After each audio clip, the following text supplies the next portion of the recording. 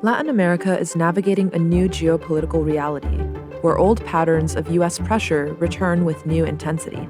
From Trump's harsh tariffs to renewed talk of military intervention in Panama, Washington's volatility is shaping the region's strategy toward the U.S. Countries from Brazil to Peru are recalibrating, hedging their bets between the U.S., China, and other global players.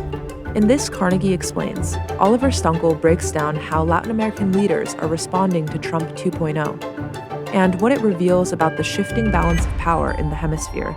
The Trump 2.0 is fundamentally different from the first Trump administration because of the threats, which are really of a different dimension of sort of threatening to invade Panama, which has already happened in 1989, but which I think a lot of people also in Latin America believe that this kind of talk or this kind of threat was a thing of the past. That despite a lot of friction and occasional U.S. intervention, the Monroe Doctrine is a very long-standing U.S. Policy towards Latin America, particularly during the 20th century, that we've kind of graduated from this stage, and I think that has produced a lot of concern. And the initial reaction, particularly in South America, is to hedge. I think it's more difficult for Mexico and Central America, which are hugely dependent on the United States, where it's really, you can't run away from this problem. Mexico can't suddenly say, let's change our entire economy and, let's start selling to China, for example. You can't do that. But let's say south of Colombia, the instinct is to say, in the context of a threatening northern neighbor, we really want to make sure to have alternatives. So I think a lot of countries are sort of saying we want to preserve our relationship to the United States, but we also want to make sure we're on better terms with the Europeans, the Chinese, even the Russians, because the more options, the better. And an interesting example is that when the Berlin Wall fell and so the Soviet Union collapsed, there was euphoria in Europe.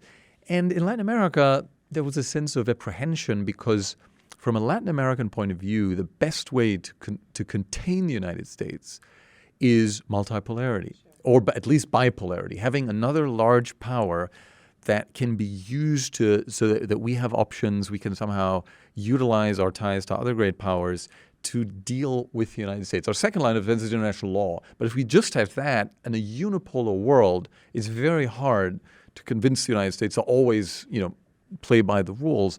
So that's why the way Latin Americans think about the rise of China or even the resurgence of Russia is seen very differently. It's actually oftentimes seen as an opportunity. And that's where Europeans and Latin Americans often clash, because Europeans tell Latin Americans, why aren't you tougher on Russia? Because that's a violation of international law, which is very important to Latin Americans. Latin Americans say, well, yes, but we are also kind of happy to see Putin.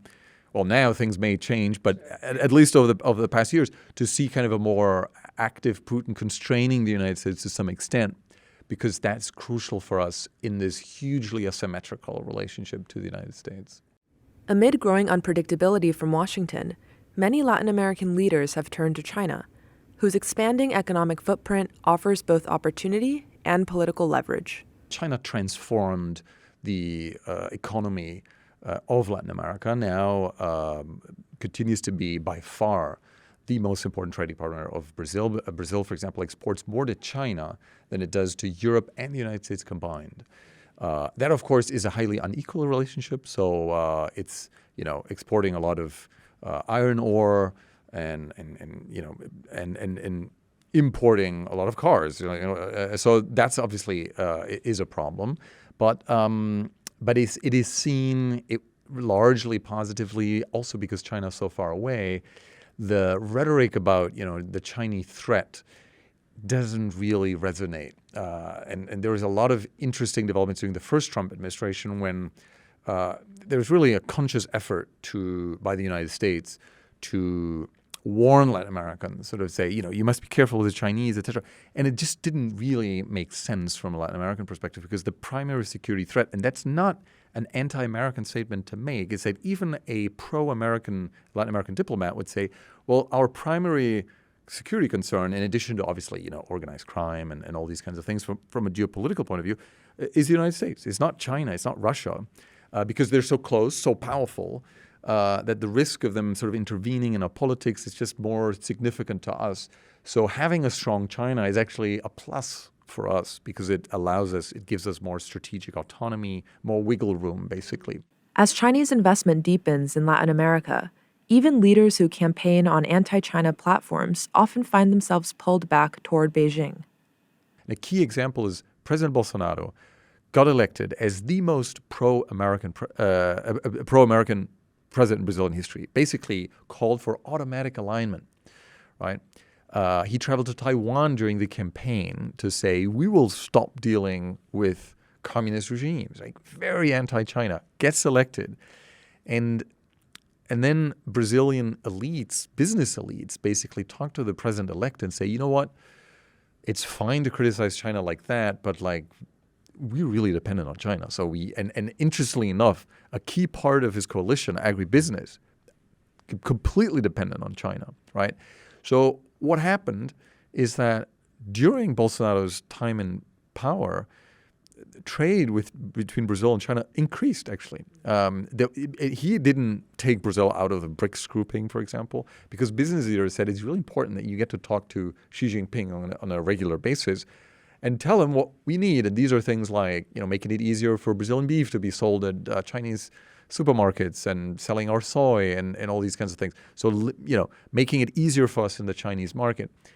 We can't leave BRICS, the grouping that includes, Brazil and China, because it's just economically too important. So I think recognizing that is important to think realistically about what's possible because, as I say, Latin American governments face tremendous short-term development challenges. I mean, huge. And this is only going to increase because of the climate crisis. If you have a rigorous migration policy and people can't leave, you have potentially even more volatile labor markets. This may destabilize some countries. If you have less cooperation, the Latin American government's capacity to combat organized crime will decrease. So very challenging environment. And I think as a U.S. policymaker sitting down with a Latin American policymaker, it's important to say these people are really facing a lot of immediate challenges. So saying you be careful with your Huawei chips doesn't connect to the key concerns that these decision makers are facing. To learn more, read Oliver Stuenkel's latest piece in Foreign Policy, Will Trump's Unpredictable Foreign Policy Boost BRICS? And check out more explainers on our YouTube channel, Carnegie Explains.